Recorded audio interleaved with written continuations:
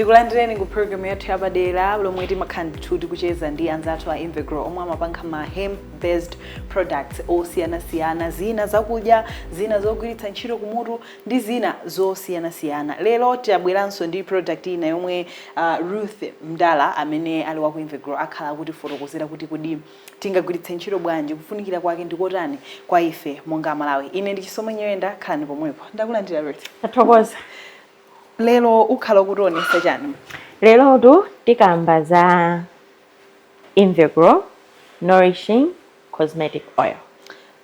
Munakamba za zakudya, takhala tikukamba za zakudya, pano tikukamba za mutu. Pano tikambe za thupi ndi mutu ndi ma products athu. Wakamba za thupi ndi mutu kusonyeza kuti mafuta amene wakugwiritsidwa ntchito pawiri. You can use either mutu kapena thupi. Okay. Yes. Kugwiritsa ntchito kwake muli chani mmene? Mmene mutu muli hemp seed oil. Okay. Hemp seed oil amene timaphwanya kuchokera ku timasidzitija timachotsa mafuta. Okay. Koma kusiyana kwa uyu ndi ophikira uja ndikuti umumu timayikamo lemon grass. Okay.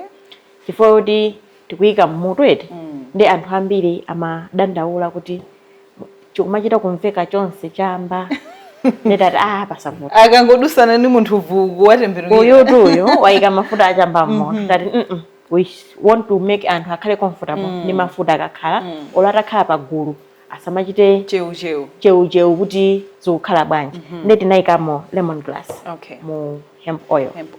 All right. Lemon grass timayiza so ndi ma essential oils amene timapanga adi ku mafuta amene wawa kuti munthu atha kugwiritsa ntchito mutu kapena mthupi. Ruth, nkhani za skin tikakamba zozola, you know, it's a sensitive issue. Yes. What works for you might not work for me. Exactly. Anthu amene angagwiritse ntchito oil amene ndi anthu ake ati? Oil amene iyi timapanga advise kuti agwiritse ntchito anthu amene ali above 5 years old. Okay. Knowing kuti ana kuchokera pa 0 kufika pa 5 amakhala sensitive kwambiri. Skin kawo kali very soft komanso ma changes a environment amapanga affect kwambiri. Pachifukwa chimenecho timapanga advise kuti agwiritse ntchito munthu amene ali oyambira above 5 kupita kumtunda.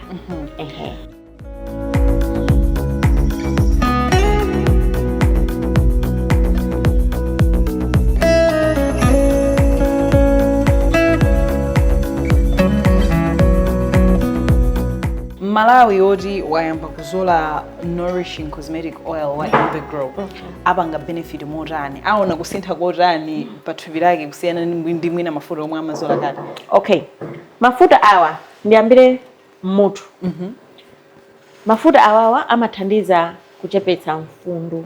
Okay. Limene lili vuto lalikulu kwambiri kwa azimayi aku Malawi komanso even in Africa. Timakhala ndi scrap youma. Ndi mafuta amathandiza kufewetsa our scrap. Regular application imakhala scrap ija yamba kuzolowera kukhala ndi mafuta. And tikupanga so benefit omega 3 ndi 6 uja ali monso momo ndi akutithandiziranso kufewetsa scrap yathu. Choyamba chachiwiri enanso timathothoka tsitsi. Mafuta amathandiza kuti tsitsi lathu lizikhala lolimba. Osati kulimba kuti tizikanika kupesa. Koma tuna kuti kulimba olota lipesa mwa hash latanzi la mphamvu tsitsilo lisamaduke. Ndi mafuta awanso amathandiza munjira imeneyo. Kwa amene mwina ali ndi mafuta amene othothoka tsitsi komanso scalp yoti akangotere mfundu tsitsi atsuka dzulo mawa mfundu zilimbe. Application yake akuyenera kupanga apply motani? Azipanga apply daily? Mafuta awa ukhoza kupanga apply munthu daily. Koma ngati wapaka pa scrap singakhale daily. Mwina amasiyana ndoti wapaka tsitsi lenenelo mwina ifoti you are rubbing zovala mwina posamba china chake chachoka. So on the actual hair uthakumapanga apply daily. Koma pa scrap uthakumapanga maybe once a week, once in days according ndi mene condition ya mutu mwakomo ili. Ukaona kuti ukhala ngati mafuta ajatha kamba sobwera ka dress cup you can kupanga so apply kashikena. Koma on the hair thupi awande daily tithakuzola. And ena amathakuzola as they are. Ena akumapanga substitute ndi glycerin. Kusungunulira no mafuta. Mene timasungunulira lotion ndi glycerin. Instead of glycerin anthu akumagwiritsa ntchito hemp oil. Nice. Pezani zinthu zachilengedwe za mphamvu kwambiri ndi Invegrow. Mafuta athu odzola a Nourishing Cosmetic Oil osakaniza ndi cannabis, lemongrass, oumitsa ndi kufewetsa khungu ndi tsitsi komanso zikhadabo mwatsopano. Broad Spectrum CBD Oil opezeka mu mlingo wa 600 mg ndi 300 mg amathandiza kuchepetsa nkhawa ndi kugona tulo labwino. Mutha kusulumana ndi kupeza bwino ndi relaxation herbal tea wathu komanso kumva kuzuna kwenikweni ndi uchi wathu CBD hemp honey okometsa tea kapena kupaka pa buledi.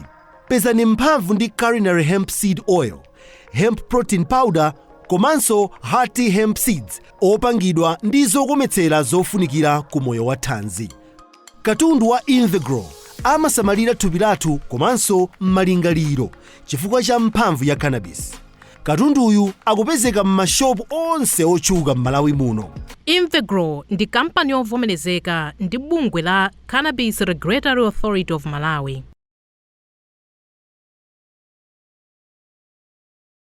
Ma benefits yake kuthupi mwandifotokozera mutu ma omega 3 ndi zina zotero, lemongrass ndi zina zotero. Skin yanga ipindula motani ndikamba kuzola mafuta amene? Kufewa. Mafuta awawa amafewetsa khungu. Anthu ambiri kuti tiyang'ane makamaka umazaona kuti komatu khanga kuti amamenya boxing alibe maglavu kuli kulimba kwa skin mabondo mumaoneka kulimba kuna weke mabazi nanji. Mafuta awawa amathandiza kufewetsa khungu, especially kwa ife ma African bodies. Ifeyo achifirika amene matupi athu amakhala kugwira ntchito zolimba. Mafuta awawa amathandiza manja, the elbows, mapazi mene tafotokozera moja, the skin ndi osakamba.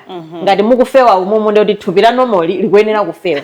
So mafuta amathandizira kufewetsa khungu lathu. Amalawi timakhulupirira ndikuona zinthu, seeing is believing. Ineso panopa ndili mkatikati mwa Malawimo muri ndikufuna ndione kuti application ya oil amene imakamaka mutu kuti tasambakale tavalakale silingazole mwina tizola mmanja koma mutu mokha tione kuti how can we apply oil amene kuti tipange benefit fully ma ubwino wake onse omwe uli nawo. Ndipo zimene zizitheka.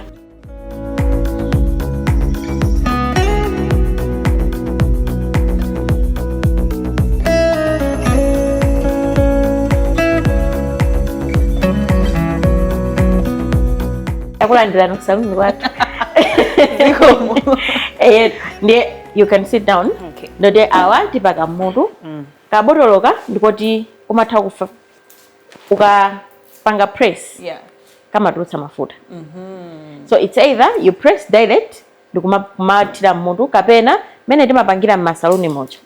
Uyika m'manja and then ndikumapaka on the scrub.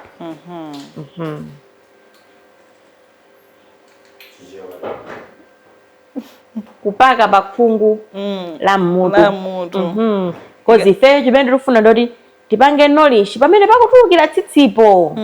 So our aim ndoti tipange knowledge pansi penipeni pa khungupa kuti khungulo lifewe komanso tsitsi limene likutuluka pamene popo lituluke tsitsi loti ndilolimba losathothoka. Kwa amene titsitsi tawo muti makhala thothoka amenewo ayesere hemp oil.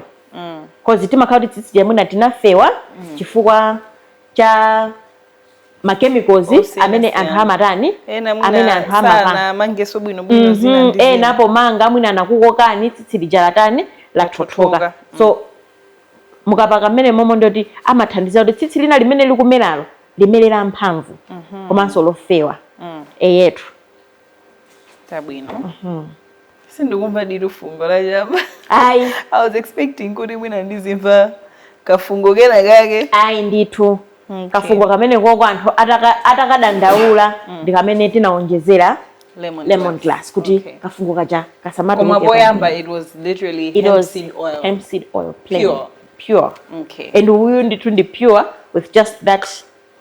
Kuphatikizako kuti kangophako pang'ono kafungo kachambako. Pezani zinthu zachilengedwe za mphamvu kwambiri ndi Invegrow. mafuta athu odzola a nourishing cosmetic oil osakaniza ndi cannabis, lemongrass oumitsa ndi kufewetsa khungu ndi tsitsi komanso zikhadabo mwatsopano. Broad spectrum CBD oil opezeka mu mlingo wa 600 mg ndi 300 mg amathandiza kuchepetsa nkhawa ndi kugona tulo labwino.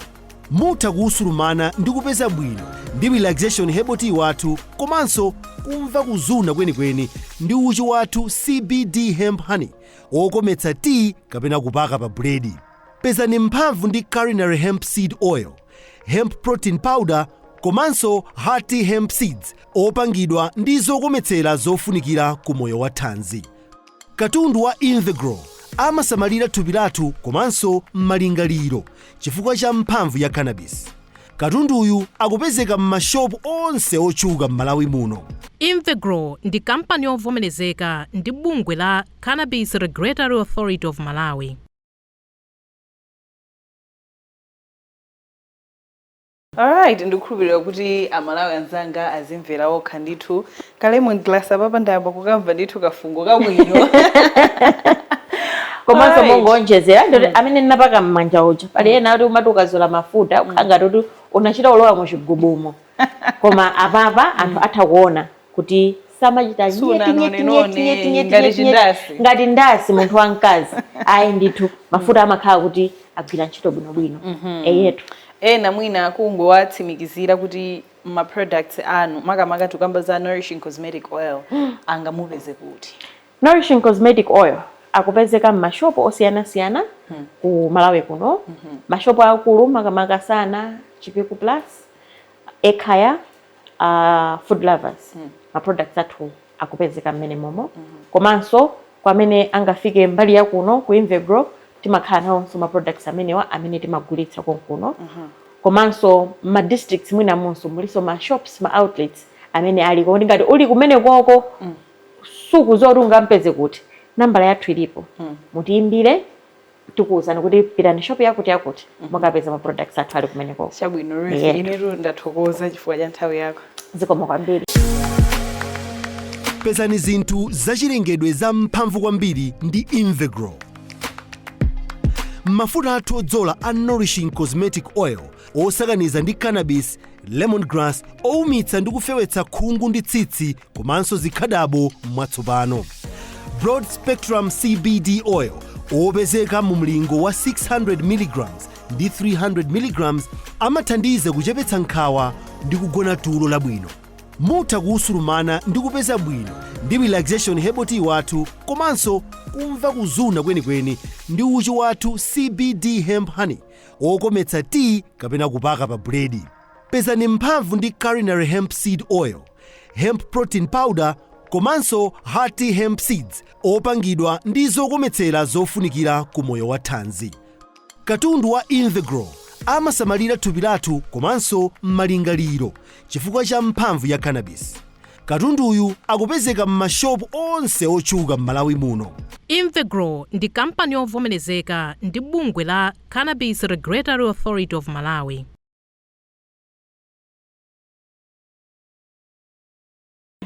Nkhani ndimeneyo inu ngati mukufuna tsitsi looneka bwino si zotengera kuti kayanda amayi kayanda abambo ngati uli ndi tsitsi mutu mwako mafuta ndi amenewa ndithu kupaka bwinobwino tsitsi lokhwima bwino la thanzi komanso amene muli ndi vuto la mfundu mafuta ake ndi amenewa nourishing cosmetic oil wa Invegrow komanso skin kuti ikhale moisturized bwinobwino mafuta ake so ndomwewa ndiye kulibe zoti ndikagule amutu ndikaguleso skin 2 in 1 pamenepo wapha ndithu mbalame ziwiri ndi mwala umodzi. Mene monse nimene malizira program yathu kucheza ndi Invegrow kuti fotokozera za ma products awo lero timakamba za nourishing cosmetic oil wa Invegrow. Ine ndi Chisomo Nyoenda, pitizani kuonera Zodiak.